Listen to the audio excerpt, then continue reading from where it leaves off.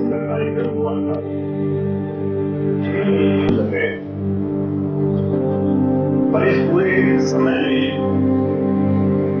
प्रयास यही रहा कि आगे आने वाले समय में धीरे धीरे हम मासिक सत्संग और अपने गुरु की याद, उनके उद्देश्य, जो हमें सिखाने के लिए आता है उस चीज को, साधन को जल जल तक पहुंचा सके। किसी संत महापुरुष की संसार में प्रति उसका आना, वो सिर्फ हम आप जैसे संसार में मन माया में भ्रमित लोगों को बचाने के लिए होता है। हमारा ये विचार फरमाया करते थे, संसार को आप कम मत समझो। आपको लगता होगा ये संसार आपके बस में है, जैसे चाहे आप दुनिया को बचा लेंगे, जैसे चाहे दुनिया को अपने हिसाब से चला लेंगे। पर दुनिया में हर एक चीज बनाई गई है, चाहे वो पैसा हो, चाहे संसार में उपलब्धि हो, मान हो, बड़ाई हो, दुनिया के बड़े से बड़े ऐशो आराम के साधन हो, वो बनाए गए हैं सिर्फ हमारे समय की बर्बादी। हम संसार में धन को कमाने के लिए अपने जीवन का बहुत बड़ा समय खर्च कर देते हैं, और जब वो धन मिल जाता है तो स्वास्थ्य के लिए, अगर स्वास्थ्य ठीक हो जाए तो मान बढ़ाई के लिए कि हमारा कोई नाम ले लूंगा, अपने नाम के लिए, शोहरत के लिए, सारा जीवन हम संसार में दुनिया के पीछे दौड़ लगाते हैं। और इसमें हमें एक पल, एक क्षण भी, आज भी ये बात याद नहीं रहती कि हमारे समय की कीमत क्या है। हमारा लिखा करते थे, एक इंसान 24 घंटे की एक दिनचर्या में ज्यादा से ज्यादा समय संसार में लगा देता है ताकि उसे कुछ वो चीजें मिले जिससे उसे सुख मिले। पैसे से सुख मिलेगा तो उसे 8-10 घंटे नौकरी करते, फिर परिवार से सुख मिलेगा तो परिवार को बनाने, उनको संभालने, उनको संभालने के लिए अपनी सारी जिंदगी गुजारते हैं। फिर शरीर स्वस्थ रहेगा तो उसके लिए सारी जिंदगी लगे रहते हैं। पर ये सारा समय लगाने के बाद भी एक इंसान के पास फुर्सत के, आराम के कोई क्षण नहीं है कि वो समझ सके कि आखिर में उसका असल स्वरूप क्या है। सिर्फ संतों महापुरुषों ने इस बात को समझाने की कोशिश करी है कि आपका ये शरीर आपके पूरे जीवन का सिर्फ एक छोटा सा हिस्सा है। पूरे शरीर, बाहर का जीवन, ये आपकी आत्मा के संभाल के लिए बनाया गया है। अगर हमारी सांसें बाहर निकल जाए और लौट के ना आए तो शरीर और शरीर से जुड़ी हुई चीजों की क्या कीमत रही। अभी कुछ दिन पहले जब महामारी कोरोना फैला, 2 डॉक्टर जिन्होंने सारा जीवन खूब लोगों का इलाज किया, उन्हें कोई बीमारी लग गई। जब बीमारी लगी तो वो अस्पताल की तरफ आ गई। लड़का अपनी मां को लेकर गया, दोनों ही डॉक्टर थे। जब मां पहुंची अस्पताल में, उसको भर्ती किया गया। बड़ी मुश्किल हुई भर्ती करने, बहुत पैसा लग गया। आगे में डॉक्टर ने कहा इसका इलाज नहीं, अब ये बचेगी नहीं। जब ये बात सुनी, लड़का बहुत परेशान हुआ। उस समय बात पता चला उसको भी कोई बीमारी लग गई। एक हफ्ते के अंदर 2 डॉक्टर, बहुत ज्ञानी, बहुत विद्वान, दुनिया के हर एक अलग से अलग तरीके से लोगों को इलाज करने का दावा करने वाले 2 डॉक्टर एक ही हफ्ते में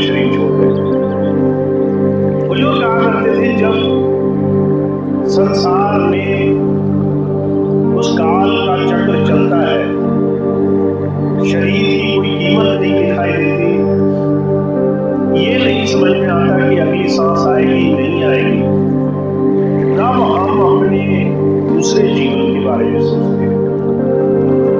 महाराज ये बात कहा करते थे, हर एक इंसान के दो जीवन होते हैं। पहला जीवन जब आधे से ज्यादा निकल जाता है और इस जीवन की सारी चीजें हमारे हाथ से छूट जाती है, तब हमें समझ में आता है कि दूसरा जीवन क्या है। वो तीसरा जीवन है, ये जो शक्ति हमारे अंदर, चेतन शक्ति हर पल हर घड़ी काम कर रही है, जिसे संतों ने आत्मा कहा है, जिसे प्रभु की सत्ता माना है, उसको अपने जीते जी हर रोज उस प्रभु के भेद के साथ जुड़ना। वो जो कहा करते थे, आप किसी भी दुनिया के संत के पास, किसी भी महापुरुष के पास जाओ, कोई भी धर्म पुस्तक उठाकर देखो, कोई भी तीरथ व्रत उपवास, कोई भी पूजा पाठ करते हो, उसके सार को जानकर देखो।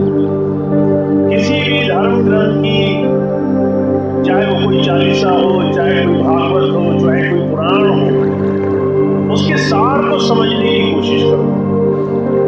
तो सब इसी बात को कह रहे हैं कि आपको अपने समय को बचाना है और इस समय से आपको उस प्रभु को कमाना है।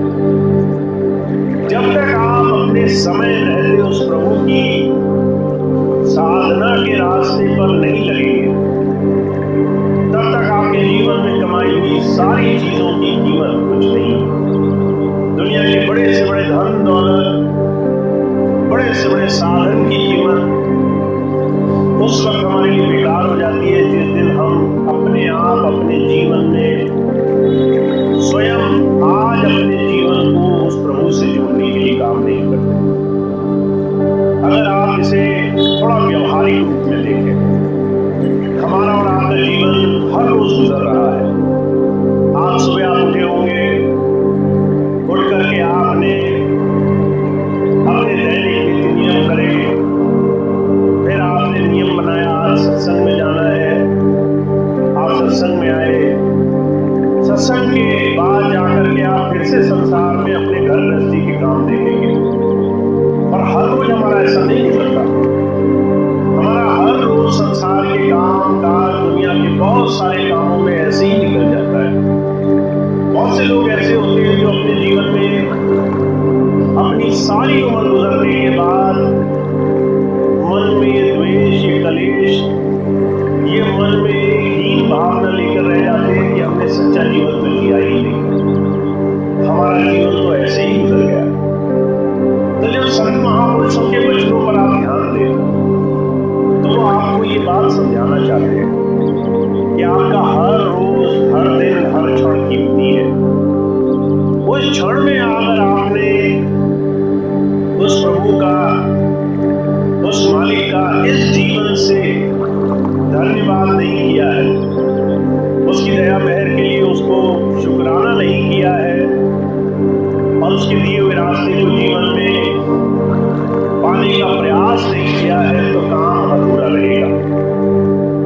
हमारे बुजुर्ग अक्सर एक मिसाल फरमाया करते थे। कई बार स्वामी जी ने एक मिसाल फरमाई। एक साधु था, हमेशा सुख की बात किया करता था। कोई आदमी आया, कहने लगा आप बड़ी बड़ी बातें करते हो सुख की, हमने तो सुख देखा नहीं संसार में। जिस सुख की हम कामना करते वो हमेशा दूर दिखाई देता है। हम कहते हैं हमें काम अच्छा हो जाए तो वह आज नहीं होगा, हम सोचते हैं बच्चे सुधर जाए तो आज नहीं होगा, हम सोचते हैं पैसा आ जाए घर में तो वो भी कोसों में दूर दिखाई देता है। सुख नहीं देखा आज तक। महात्मा जी समझ गए, आदमी बहुत विचलित है, कहने लगे कल सुबह आना, कल सुबह आओगे मैं तुम्हें सुख के साधन के साथ जोड़ूंगा। अब वो बड़ा व्याकुल था, अगले दिन सुबह सुबह उठकर आ गया। महाराज जी उसे अपने साथ लेकर चले, बड़ी दूर तक लेकर गए। वो आदमी बड़ा बेचैन हो गया, इतनी देर से चल रहा हूं। कहने लगा महाराज सुख कहाँ मिलेगा ये तो बताओ। महाराज जी कहने लगे बस थोड़ा और आगे चलो, वहां सुख मिलेगा। अब एक पहाड़ शुरू हुआ, पहाड़ पर चढ़ने शुरू हुए, थकान ज्यादा बढ़ी। 10 कदम रखता था वो आदमी थक जाता था। थकते ही बोलता था, महाराज जी कितनी दूर जाना पड़ेगा, कहाँ सुख है? महाराज जी कहने लगे, बस थोड़ा और आगे चलो। चढ़ते चढ़ते सुबह से शाम हो गई, पहाड़ी के ऊपर चढ़ गए। अब महाराज जी कह रहे हैं कि भाई सुख दिखाई दिया। कहने लगा, महाराज मुझे तो समझ नहीं आया सुख कहाँ है। कष्ट ही कष्ट थे, सारा रास्ता चलना था, सारे रास्ते दुख भोगना था, बड़ी परेशानी, बड़ी तकलीफ। फिर महाराज जी से कहने लगा, महाराज जी मैं इतनी दूर आया, आप लेकर कहाँ जाना चाहते थे? महाराज जी ने वहां एक छोटा सा पत्थर था, कहने लगे मैं ये पत्थर दिखाने लाया था। अब वो आग बबूला हो गया, कहने लगा आज तो मेरा बेवकूफ बना दिया, पूरा दिन मुझे इतनी दूर लेकर आए, इतना दुख हुआ, इतनी थकान भर गई, न खाना न पीना। अब कह रहे पत्थर दिखाने लाया था। कहने लगे, महाराज जी मुझे समझ नहीं आया क्या दिखाना चाहते थे? महाराज जी कहने लगे, तुम पूरा दिन चले, आसपास चारों तरफ तुमने क्या देखा? कहने लगा, हुजूर मेरी तो नजर ही नहीं गई, मेरा तो ध्यान सिर्फ इस तरफ था कि आप कुछ दिखाना चाहते हो। महाराज जी ने कहा, तुमने आसपास सुंदर नदी नाले देखे, आसपास सुंदर और व्यवस्थाएं देखी, जब पहाड़ पे चढ़े तो तुमने क्या आसपास थोड़ा और सुंदर चीजें देखी? कहने लगा, महाराज मेरी तो नजर नहीं गई। महाराज कहने लगे, ठीक ऐसे ही हम और आप अपना जीवन जी रहे हैं। उस प्रभु की कृपा हर पल हर घड़ी हमारे इर्द गिर्द है। हमारे जीवन में इतना कुछ उसने दे रखा है, हमारा ध्यान, हमारी नजर सिर्फ उस लक्ष्य पर है जिस लक्ष्य को हम पाना चाहते हैं, पर जो उसके अलावा हजारों लाखों चीजें हमें मिल रही हैं उस पर हमारा ध्यान नहीं। वो जो कहा करते थे, तुम्हारे पास 2 पैर हैं, ऐसे आदमी से मिलो जो चल नहीं सकता है। तुम्हारे पास 2 हाथ हैं, ऐसे से मिलो जिसके पास करने की सक्षमता नहीं है। तुम्हारे पास अच्छा जीवन है, अच्छा शरीर है, ऐसे से मिलो जो गरीबी में जी रहा है, जिसके पास खाने के लिए पैसे नहीं है। जो कहा करते थे, एक गिलास है आधा भरा है। नजरिया जब तक हमारा नहीं बदलता, जब तक हम भोग के परिणाम की लालसा में कि हमें बहुत बाद में जाकर कभी सुख मिलेगा, उस लालसा में हम सिर्फ आगे देखते हैं, कभी अपने हर रोज के जीवन में उस प्रभु की कृपा नहीं देख पाते, तो हमारे जीवन में सिर्फ खाली गिलास दिखाई देता है, सब कुछ खाली है, कुछ मिला ही नहीं। और जिस दिन हम उस प्रभु की कृपा से जुड़ते हैं तो हमारे जीवन में, हमारे अंदर उस परमात्मा की देन के लिए कृपा पात्रता बनती है। हम धन्यवादी होना शुरू होते हैं, उसकी देन का, उसके हमारे जीवन में एक एक सांस के लिए हमारे मन में शुक्र भावना निकलती है, शुक्रगुजार होना शुरू करते हैं। तो जो कहा करते थे, जब तक तुम उस प्रभु को उसकी देन के लिए अपने दिल से धन्यवाद नहीं दोगे, तब तक वो तुम्हें आगे से कुछ और देगा नहीं। तुम्हारे अंदर ये भाव हो कि मुझे सिर्फ मिले, और तुम पलट करके उसको एक जबान से उसकी दया बहर के लिए थोड़ा सा शुक्र तक नमाज बनाओ, तुम्हारी नजर न बदले, तुम्हारे जीवन का नजरिया न बदले, तो तुम्हारे काम बड़े मुश्किल हो जाएंगे। ये बात संत सिखाने के लिए आते हैं। कैसे? जब महापुरुष आते हैं तो सबसे पहले हमें ऐसे रास्तों पर लगा देते हैं जहां पर हमें ज्यादा कुछ मिलना नहीं होता। भगवान श्री कृष्ण ने कहा है, संसार का सबसे बड़ा जो विधान है, जो उस प्रभु से जुड़ने का रास्ता है, वो है सेवा का रास्ता। अगर तुम जो भी कर्म करो, उस कर्म में तुम्हारी स्थिति ऐसी बन जाए कि परिणाम से तुम्हारा ध्यान हट जाए, तुम्हें इस बात का भरोसा हो कि तुम्हारा मालिक सबसे ऊपर है और तुम्हारे सारे काम उसकी रजा में होंगे, तो तुम्हारे लिए, तुम्हारे जीवन का हर एक कर्म तुम्हारे लिए सबसे सुंदर घटना बन जाएगा। वो कृति बन जाएगा जिससे तुम हर एक काम में सुख की प्राप्ति करोगे। इसी बात को स्वामी जी महाराज ने जब हमें और आपको समझाने की कोशिश करी, हम और आप अपने गृहस्थ जीवन में, इतने व्यस्त जीवन में, जहां सुबह से लेकर शाम तक फुर्सत नहीं है, सोचने तक का समय नहीं है कि दुनिया से अलग किसी चीज की तरफ सोच भी सके, वहां वो हमें सेवा के पथ पर जोड़ने के लिए आते हैं। स्वामी जी महाराज ने इसलिए कहा, प्रभु भक्ति का एक बड़ा सरल साधन है, मानव सेवा किया करो। ऐसी सेवा में लगो जहां तुम्हें स्वार्थ न दिखाई दे, जहां तुम किसी की सेवा करो और उससे कुछ पाने की चाह न रहे। महाराज जी अपने जीवन की घटना सुनाते थे। महाराज जी को बड़ी जिज्ञासा थी कहीं से उन्हें आध्यात्मिक रास्ता मिले। धर्म कर्म तो बहुत थे, गुरुद्वारे बहुत थे, पूजा पाठ के रास्ते बहुत थे, पर अध्यात्म का रास्ता कोई नहीं था। वो रास्ता जिस पर हम चले और हमें अनुभूति हो, अनुभव हो। तो महाराज जी ने एक नियम बनाया।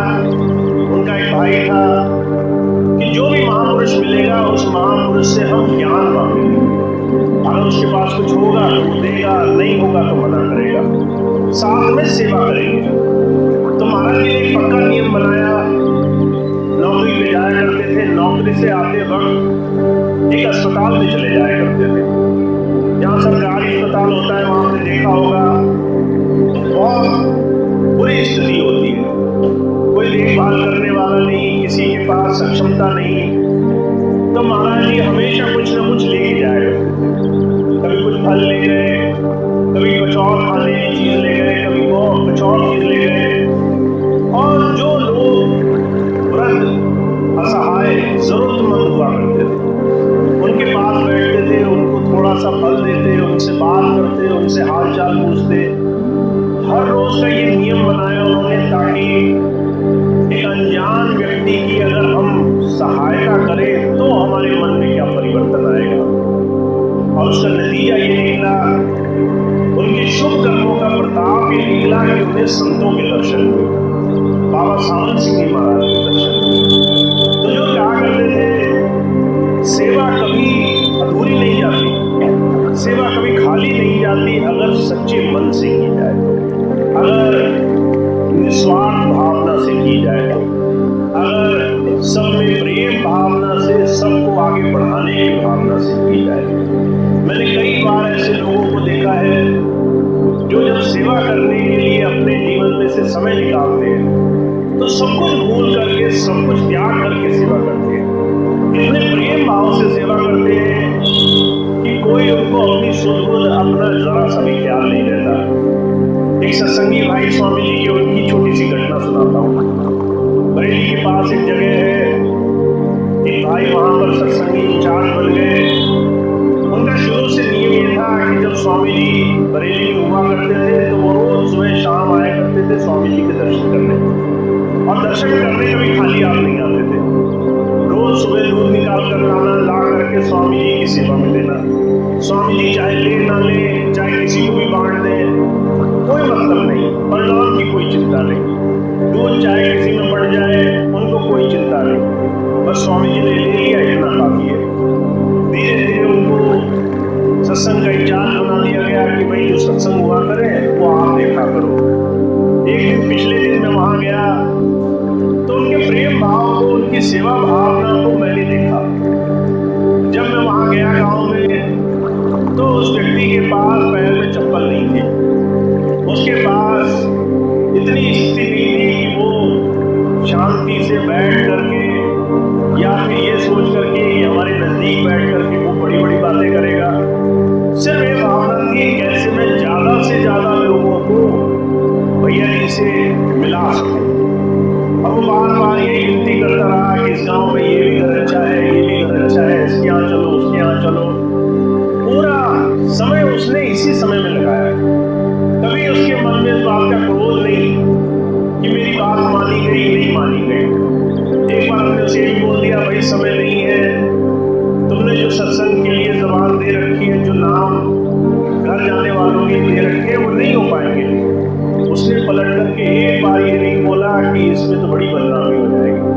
कहने लगा जैसी आपकी इच्छा वैसी ही करेंगे। और अगले दिन फिर वैसी प्रेम भावना से वो जो कहा करते थे, जब सेवा भावना हमारे जीवन में आ जाती है तो हमारे जीवन में बहुत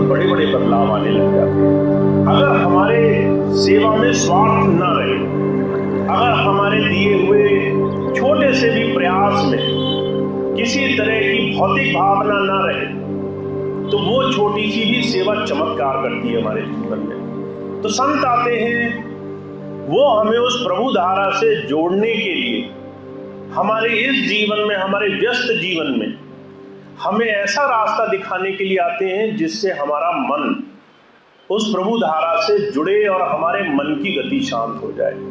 महाराज जी कहा करते थे, मन को रोकना आसान काम नहीं है। बड़े बड़े लोग, बड़े बड़े धुरंधर जो कहते थे कि हम बहुत ज्ञानी हैं, मन की चोट लगी और वो संसार में बहुत पीछे पिछड़ गए। कबीर साहब ने कहा है, मन लोभी मन लालची मन चंचल मन चोर, मन के चले मन चालिए मन पलक पलक कठोर।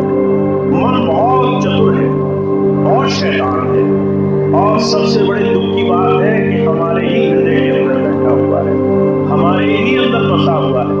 हम इस मन को उठाकर बाहर नहीं फेंक सकते। हम इस मन को ये नहीं कह सकते कि तुम हमारा बड़ा बुरा करते हो इसलिए तुम हमसे बात ना करो। पर ये मन हमें और उस प्रभु के बीच में जो बाधक बना है उस पर हमें नजर रखनी पड़ती है। तो कबीर साहब कह रहे हैं, थोड़ा ध्यान रखना, ये मन लोभी भी है, लालची भी है, चंचल भी है, चोरी भी करेगा। तुम कहोगे कि गुरु जी ने भजन के लिए कहा, मन कहेगा कि जो है आज तो फुर्सत नहीं है, आज समय ज्यादा लग रहा है, आज मैं थका हुआ हूँ, आज मुझ पे भजन नहीं हो पाएगा। कहते चोरी भी करेगा और तुम्हें भटका के ले भी जाएगा। एक भाई मिले मुझे जयपुर में, मैं उनसे बहुत पहले कहा करता था कि भाई 5-5 मिनट हर रोज निकाला करो, बहुत ज्यादा नहीं निकाल पा रहे हो तो 5 मिनट तो जरूर स्वामी जी के दिए हुए नाम में निकाला करो, हर रोज निकालोगे तो काम बन जाएगा। कहने लगा भैया जी, एक दिन मैं बैठा ध्यान में तो मन ने कहा कि आज तो बड़ी थकान लगी है, आज का 5 मिनट कल के 5 मिनट के साथ जोड़ के कर लेंगे, 10 मिनट हो जाएगा। 10 मिनट तो कोई बहुत बड़ी बात नहीं, 10 मिनट तो कर सकते हैं। एक दिन गुजर गया, अगले दिन 10 मिनट भजन करना था, मन ने कहा कल छोड़ा तो आज भी छोड़ दो, क्या दिक्कत है। अगले दिन 15 मिनट इकट्ठे कर लेंगे, 15 मिनट ज्यादा नहीं होता है। 15 मिनट हो गया, फिर तीसरे दिन ये बात हुई कि भाई ये ध्यान करना तो बहुत मुश्किल है, मन ही नहीं लगता, ऐसे बैठने से क्या फायदा। 15 के 20 मिनट हो गए, 20 से 25 हुए, 25 से 30 हुए। एक दिन मेरे पास आया, कहने लगा भैया जी 30-40 घंटे इकट्ठे हो गए, तो 5-5 मिनट करके हर रोज 5 मिनट छोड़ा, अगले दिन में जोड़ा और इकट्ठे 30-40 घंटे हो गए। अब तो मन घबराता है, 40 घंटे भजन कैसे करूंगा, पुराना एक वचन है, अब पूरा कैसे होगा। और ये बात मन ने जरा सी करतूत करके उसके अंदर बना दी कि आज मैं थका हुआ हूँ, आज मुझे होगा नहीं। तो जो कहा करते थे कि मन आपके अंदर बैठा है पर आपका बहुत अच्छा मित्र नहीं है, इस मन को मित्र बनाना पड़ेगा। कैसे? गुरु के लिए हुए सेवा साधन से। जब आपको सेवा मिल जाती है तो मन की करतूतें वो काम करना बंद कर देती। जब आपको ऐसी सेवा मिल जाती है जो आपको बिना किसी स्वार्थ भावना से लगे। गुरु जी ने कहा जाओ किसी को जल पिलाओ, कोई पलट के तुम्हें धन्यवाद नहीं देगा पर तुम्हें जल पिलाना है। अब मन जो है इस भाव में कि मैं तो बड़ी सेवा कर रहा हूँ, दूसरा पलट करके मुझे मान भी नहीं दे रहा, पर धीरे धीरे ये मन जाता है, अपनी करतूत छोड़ देता है। तो जो कहा करते थे ऐसी सेवाएं जब सदगुरु कराते हैं, हमें हमारे मन से आजाद करा के हमें ध्यान की तरफ जोड़ने के लिए लेके आते। तो ऐसे काम आपको संसार में कोई और नहीं करा सकता। वो जो कहा करते थे, आपको बहुत से ऐसे लोग मिलेंगे जो आपसे स्वार्थ की बात करेंगे, जो कहेंगे कि मुझे पैसा उधार दे दो, जो कहेंगे कि मेरा काम बिगड़ गया मुझे मदद कर दो, जो कहेंगे कि मेरी को तकलीफ है मुझे कुछ तुम दे दो। पर कोई उल्टा आएगा नहीं कि लो भाई मेरे पास ज्यादा है तुम मुझसे ले लो। कोई ये नहीं कहेगा कि तुम्हारी तकलीफ में मैं मदद आऊंगा, कोई ये नहीं कहेगा कि तुम्हें बहुत परेशानी है तुम मुझसे थोड़ी सी सहायता ले लो। ऐसे लोग नहीं मिलेंगे आपको संसार में। सिर्फ संत सदगुरु आते हैं जो सिर्फ और सिर्फ हमारे लिए ही काम करने के लिए आते हैं। इसलिए कबीर साहब कहा करते थे, मर जाऊं मांगू नहीं अपने तन के काज, परमानंद के कारणे मोहि नाथ लाज। अगर मुझे किसी का भला करने के लिए किसी के सामने झुकना पड़ेगा, किसी से मांगना पड़ेगा, तो मुझे कोई लज्जा नहीं आएगी।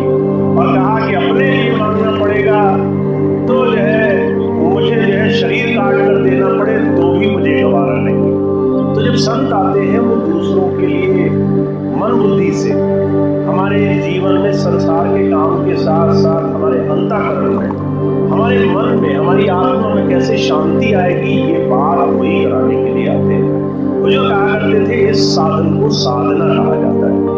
आपने अगर नाम लिया और साधन नहीं अपनाया, साधना नहीं करी, तो आपके नाम लेने का काम अभी पूरा नहीं हुआ, वो भी अधूरा है। साधन को लीजिए और साधना कीजिए।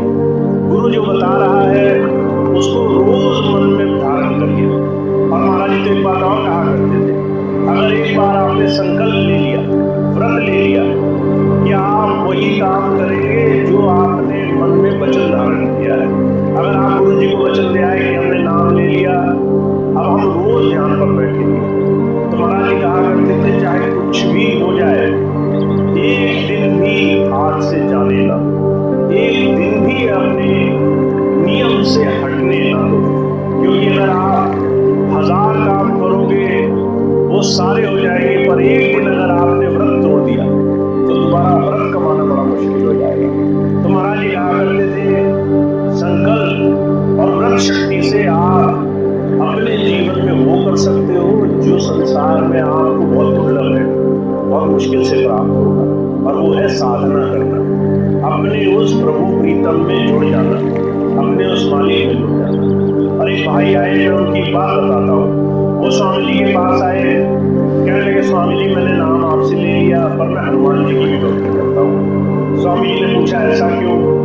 कहने लगे हनुमान जी बाहर दुनिया के कुछ ऐसे काम बना सकते हैं जो मैं आपसे मांग नहीं पाता हूँ, मुझे बड़ी शर्मिंदगी आती है, तो मुझे लगता है कि आप मेरे अंदर के काम बनाओगे, हनुमान जी मेरे बाहर के काम बना देंगे। तो स्वामी जी बहुत हंसे। स्वामी जी कहने लगे अरे जो तुम्हारे अंदर परमात्मा से जोड़ने के काम बना सकता है, बताओ उसके लिए दुनिया के काम कितने मुश्किल होंगे, कितने वो काम कठिन होंगे। परमात्मा से जुड़ने का काम तो दुनिया के सबसे मुश्किल काम है। जो वो करा सकता है वो दुनिया के काम नहीं बना सकता, पर वो होते तभी हैं जब हमारे लिए लाभकारी, जब हमारे लिए वो फलीभूत हो। इसीलिए संत बात और अपनी खींच कर रखता है, सिर्फ वही नीति छोड़ता है जहां पर वो हमारे लिए अच्छे होंगे, जब हमारे लिए लाभकारी होंगे। तो महाराज जी कहा करते थे संतों की मौज, महापुरुषों की दया महर हम तब तक नहीं समझ सकते जब तक हम उनके साथ जुड़ करके उनकी साधना के पथ पर नहीं लग जाते, जब तक उनके बताए हुए रास्ते पर हम अपने जीवन में नहीं जुड़ जाते। तो हमारे लिए गुरु से नाम लेना ये बहुत ही दुर्लभ, बहुत ही विशेष हमारे जीवन की घटना रही है। पर हमारे लिए उस नाम की साधना करना ये बहुत आवश्यक है, बहुत जरूरी है। आप सारे काम कर लें और ये काम ना करें तो आपको कमी दिखाई देगी, आपको अंदर से गुरु के साथ जुड़ने का वो सानिध्य नहीं मिलेगा, आपको अंदर से हमेशा लगेगा कि आप अभी उस गुरुधारा से नहीं जुड़ पाए। तो साधना को कमाना है, साधना को कमाने के लिए जीवन में सेवा और गुरु के दिए हुए नाम के पथ पर लगना है। इस दोनों काम को जो करता है वो अपने जीवन में अपने ये सहज रास्ता बड़ी आसानी से बना देता है। मैं तो कई बार ऐसे लोगों से मिला जो कई बार सोचते हैं कि नाम इसलिए नहीं कमाया जा सकता कि बहुत मुश्किल रास्ता है, इसलिए वो कहीं ना कहीं संकोच करके नाम तो लेते हैं पर साधना के पथ पर नहीं लगते। और जो कहा करते थे नाम की कमाई को सहज साधन भी बोला गया है। दुनिया में सबसे आसान तरीका है और उसका तरीका है अंदर से हमारा ध्यान उनके साथ जुड़ना। अभी आप बहुत सुंदर सुंदर शब्द पढ़ रहे थे, हर एक शब्द को अगर आप गौर से सुने तो शब्दों में महापुरुषों के संतों के रास्ते बड़े आसानी से उन्होंने फरमाए, बड़ी आसानी से कहा है। कल एक बहन शब्द पढ़ रही थी कि मैं जो है उस प्रभु से जुड़ूं, तो उसका रास्ता क्या, वही शब्द को बोला गया, कहा शब्द में सूरत लगाते चलो।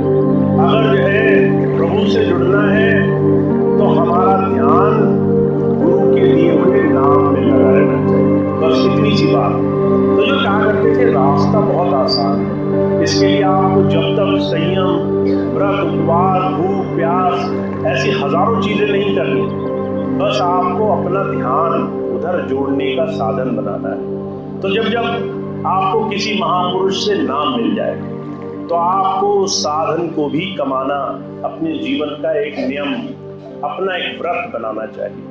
और मैं सिर्फ एक बात कहता हूँ कि अगर आपने ये काम अभी कर लिया, आपको इसके बहुत सारे फायदे दिखाई देंगे। अगर आपने इसको बाद के लिए टाल दिया कि जब हमारे को पेंशन मिलेगी, जब बुढ़ापा आएगा, जब काम छूट जाएंगे, जब हमारे बहुत सारे दुनिया के काम कुछ हल्के हो जाएंगे, तो माफ करना, जब ऐसी स्थिति आती है तब नाम कमाया नहीं जाता।